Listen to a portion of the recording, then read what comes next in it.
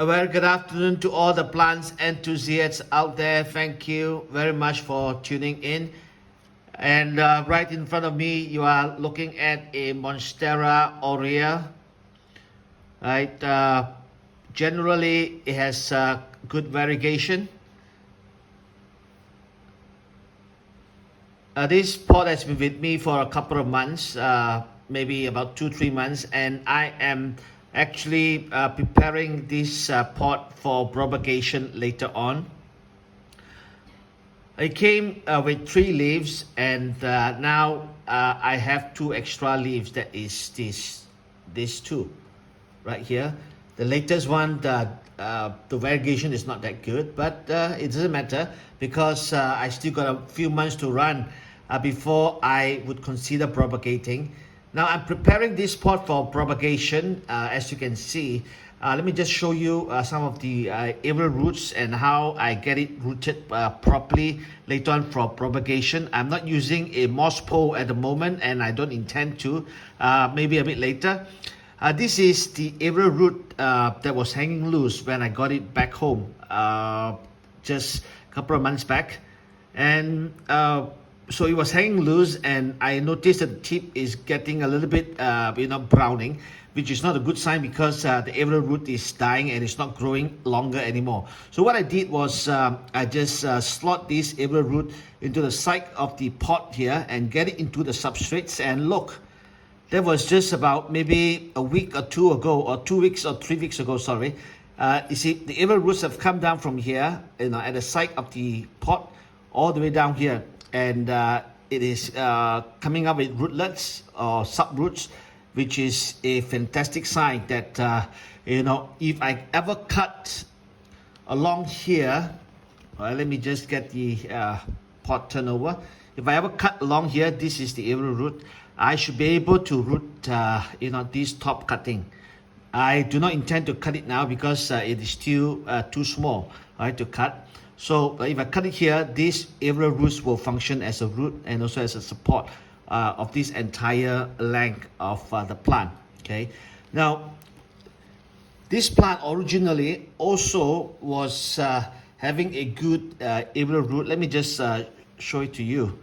All right, they have a aerial root here. You can see right here. All right, this aerial root.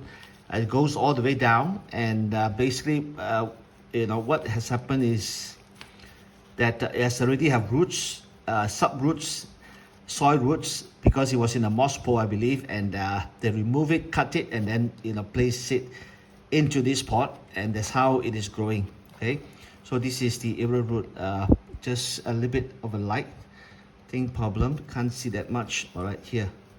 Okay, so that's good. All right, and so what happened is that this is on this note. So on this note here, there was another aerial root when it came back to me. All right, but it's already browning at the tip. When it was given to me, probably that aerial root was just left on its own, and anything left on its own may just be neglected, and it may just die, or you may just become useless. So what I did was I just a couple of days ago, 3-4 days ago, I wrapped this so-called a brown at the tip, or so-called dead at the tip aerial root with moist sphagnum moss a few days ago. After this, I'm going to unwrap this and let you take a look. All right, a few days ago, and see what happens to the so-called dying aerial root. Now this is another one here. This aerial root, there's an aerial root here. I'm going to unwrap this for you to take a look. All right, there is a little aerial root here. So basically what happened was that it is coming out, it is coming alive, and I quickly wrapped this up with a tea bag. All right, a tea bag, it's not reusable, but it is a tea bag where you put tea inside, tea leaves inside, and steep it in hot water. So I just wrap it up with wet sphagnum moss, and just tie it down with Velcro. I would expect this aerial root would come out, break through, and then come down onto this pot. All right. So let me just unwrap this for you to take a look.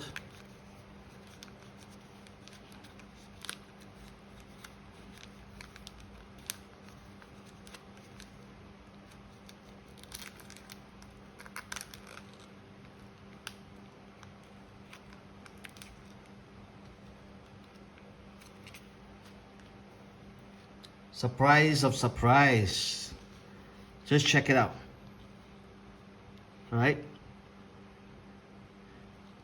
This aerial root was sprouting at the tip. It's dying. And just a couple of days of tender loving care inside the sphagnum moss, moist sphagnum moss, they branch out a new aerial root.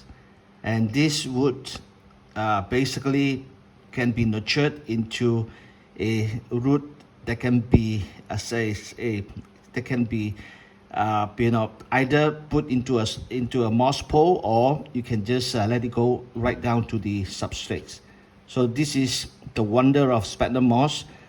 This is how you prepare your plant to be propagated later on. The more aerial roots going in, it will help you in 3 areas. Number 1, when it goes down, it gets sustenance, because these aerial roots becomes a soil roots. You're taking water and sustenance. Number 2, these aerial roots will provide with a stilting or a support, meaning simply that this plant will become more stable. And number 3, you prepare your plant for propagation, because later on you can just cut here and cut here. You have one node with these aerial roots, and you can place it into the pot, and from there, out of this node would grow a new growth point, and from there you have a new plant. I think I will not open this up, because I think it's academic, because you have seen this. So this aerial root should be coming out of the so-called tea bag soon, and I have to have it wrapped in another air laying device. Okay, air laying device. All right, thank you very much for watching.